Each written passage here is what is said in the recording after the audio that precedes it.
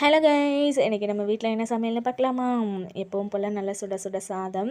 அப்புறம் பார்த்திங்கன்னா இன்றைக்கி சிம்பிள் மெனு தான். ஏன்னா 2 நாளாக பிரியாணி மீன் குழம்புன்னு கொஞ்சம் ஹெவியாக போயிட்டுருக்கிறதுனால இன்றைக்கி சிம்பிளாக சாப்பிட்லான்னு ரசம் வச்சுட்டேன். தக்காளி ரசம் தான் வச்சுருக்கேன், பெப்பர் கம்மியாக போட்டு. எனக்கு குட்டி வண்டுக்கும் ரசம் தான். நேற்று பார்த்திங்கன்னா மார்க்கெட் போயிருந்தேன். மார்க்கெட்டில் தண்டு பிஞ்சு தண்டாக இருந்தது. ஒரு தண்டு 15 ரூபா சொன்னாங்க. 10 ரூபான்னு சொல்லி 2 தண்டை வாங்கி அங்கே மளிகை கடையிலே வச்சுட்டு வந்துட்டேன் மறந்துட்டு.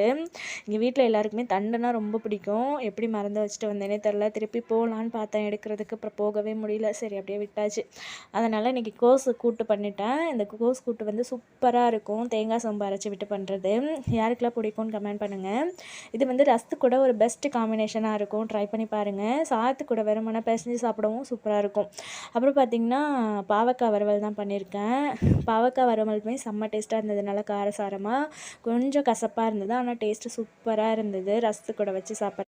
அப்புறம் எல்லாருக்கும் கிருஷ்ண ஜெயந்தி வாழ்த்துக்கள். இதுதான் இன்றைக்கி நம்ம வீட்டோட சமையல். நாளைய சமையல் என்னென்னு நாளைக்கு பார்க்கலாம். வீடியோ பிடிச்சிருந்தா லைக் பண்ணி கமெண்ட் பண்ணுங்கள். சேனலை சப்ஸ்கிரைப் பண்ண மறந்துடாதீங்க சொந்தங்களே. அப்புறம் இன்ஸ்டாகிராமில் ஃபாலோ பண்ணுற எல்லாருமே என்னோட யூடியூப் சேனலை சப்ஸ்கிரைப் பண்ணிங்கன்னா எனக்கு ரொம்ப யூஸ்ஃபுல்லாக இருக்கும்.